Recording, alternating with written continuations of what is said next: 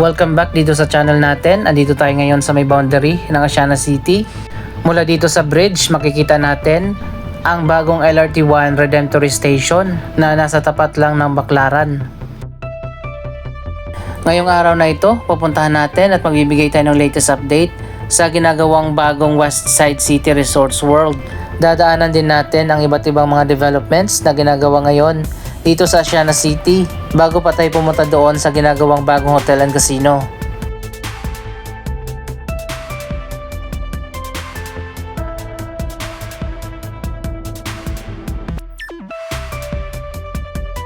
Andito na tayo sa may Parkal, isang bagong shopping center dito sa Asiana City. Ginagawa na pala yung landscaping dito sa harap ng shopping mall.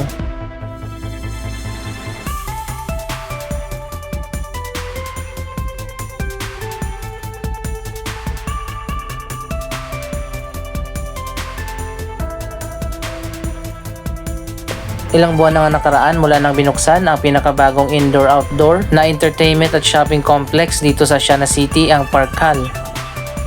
Ngayong 2024, unti-unti na nagbubukas ang iba't ibang mga restaurant at mga stores sa loob ng Parkal. Ito naman ang Mid-Park Towers, ang bagong residential condominium na ginagawa. Dito lang yan sa tabi ng Parkal. Malapit na rin matapos ang bagong condo project na ito.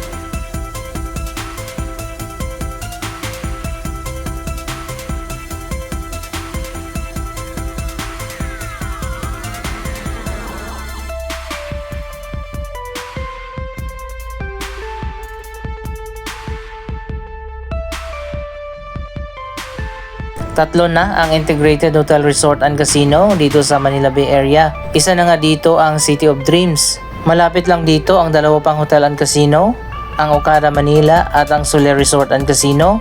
At ang pang-apat na ginagawa pa ngayon, ang Westside City Resorts World.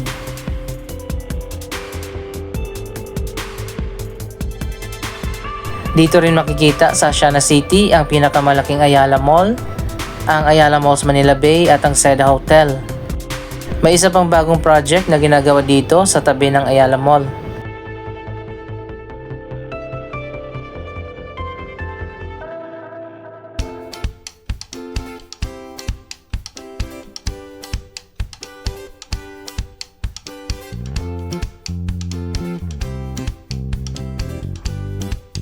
Sa dulo naman ng street na ito sa Manila Bay Area, nakatayo na ang Soler Resort and Casino. By the way, malapit na rin matapos ang isa pang Soler Hotel and Casino na itinayo dyan sa may North EDSA.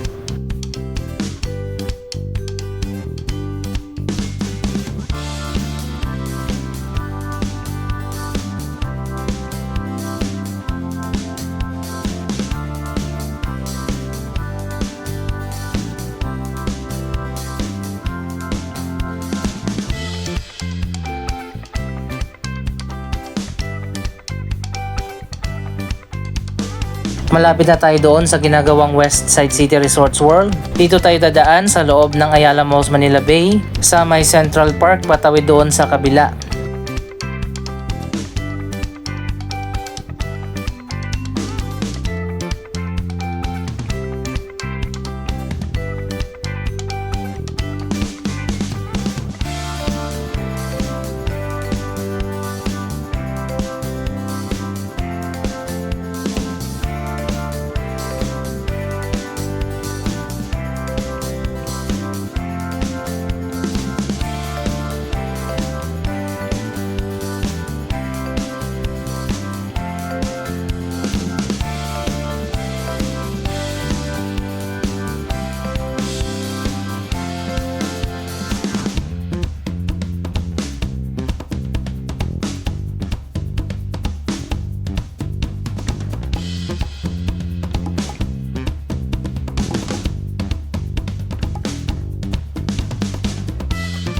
Ito pala yung bagong giant LED screen na inilagay dito sa may Central Park ng Ayala Malls Manila Bay.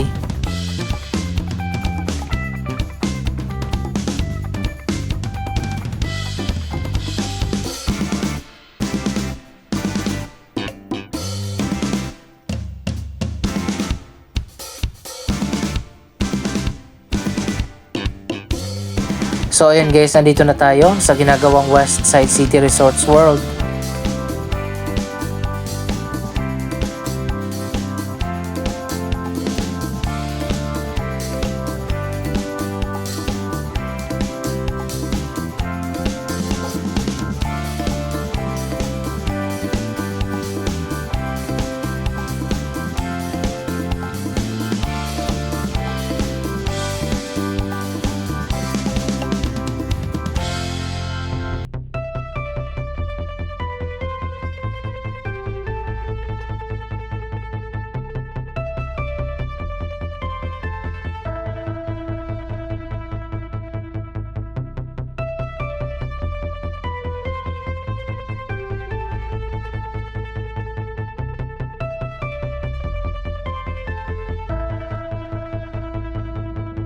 Habang ongoing na ginagawa ang bagong hotel and casino, sinisimulan na rin na itayo ang iba pang mga proyekto na gagawin dito, katulad ng shopping center, Grand Opera House at marami pang iba.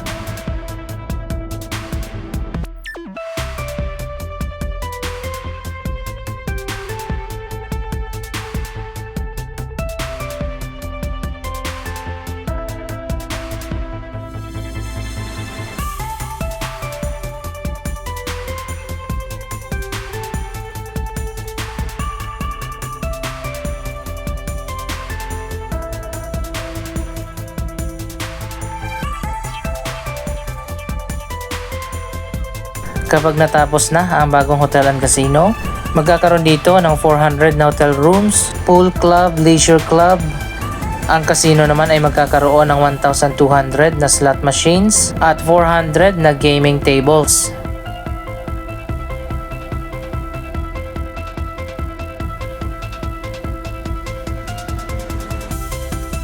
So ayan guys, makikita naman natin, nilagyan na ng mga glass windows at panels ang buong hotel casino building.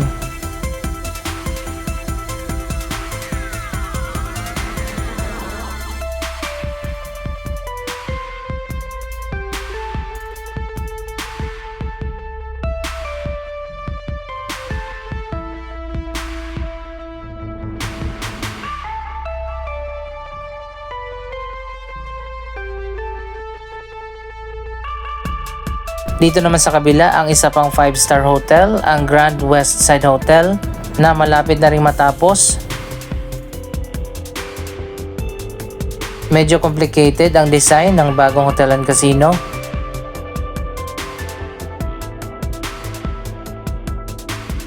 Oh wow, tingnan nyo guys, ang ganda na pala ng bagong Westside City Resorts World. Dito sa baba yung podium building at sa taas naman ito ang dalawang hotel building na connected dito sa gitna ng elevated na mga floors. Meron pang opening dyan sa gitna.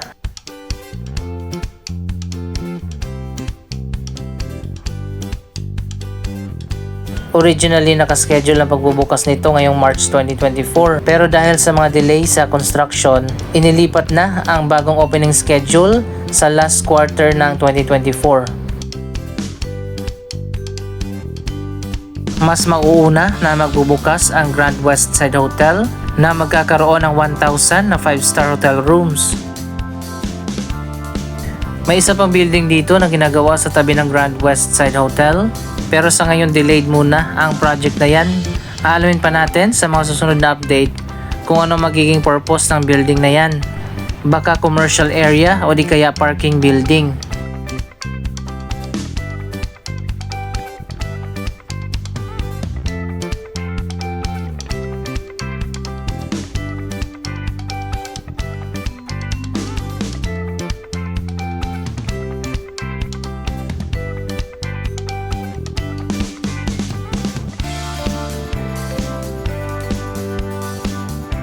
Malapit na ngang matapos ang bagong Grand Westside Hotel.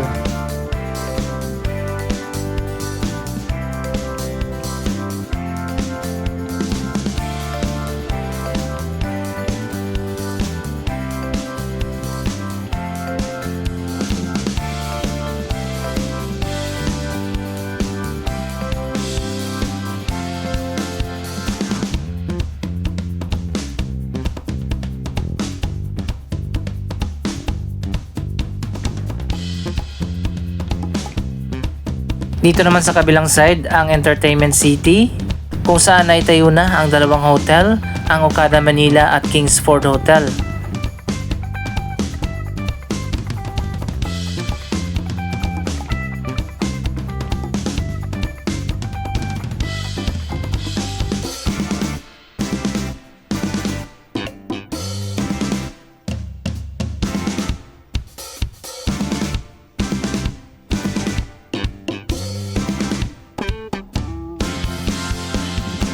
Iba't ibang mga residential condominium na rin ang naitayo na dito. At sa likod ng Grand Westside Hotel may bago pang residential building na tinatayo.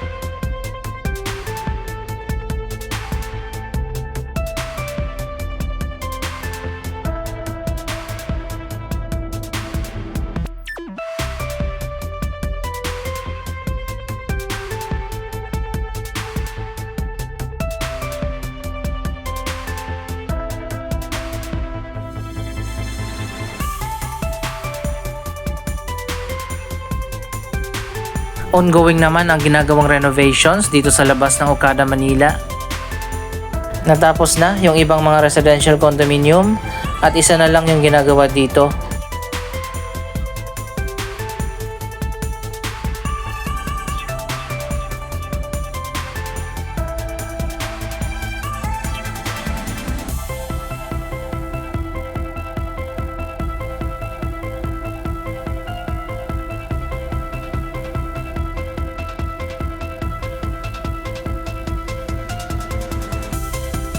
Ang Kingsford Hotel ay proyekto din ng Mega na siya ring owner ng Grand Westside Hotel at sa ginagawang Westside City Resorts World.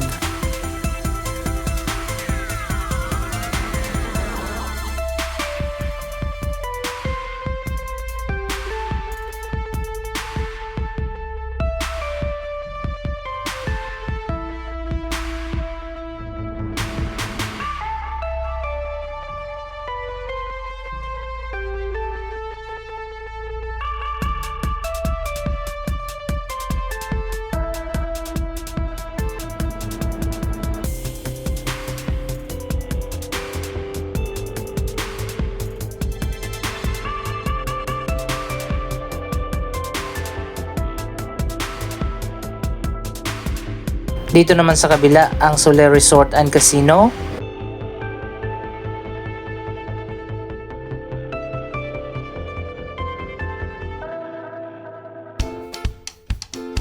So ayan guys, ngayon pa lang may idea na tayo kung ano magiging final design ng bagong Resorts World dito sa Westside City.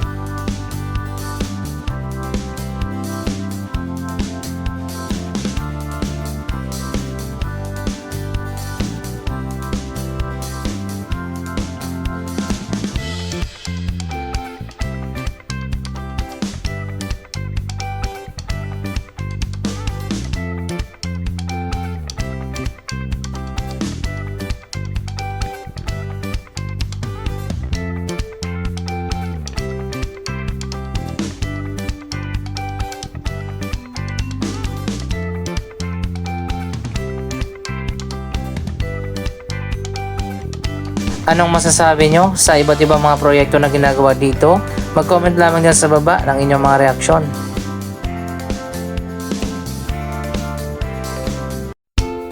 Maraming salamat sa inyong panonood. Don't forget to like, share, comment, at subscribe. Thank you for watching.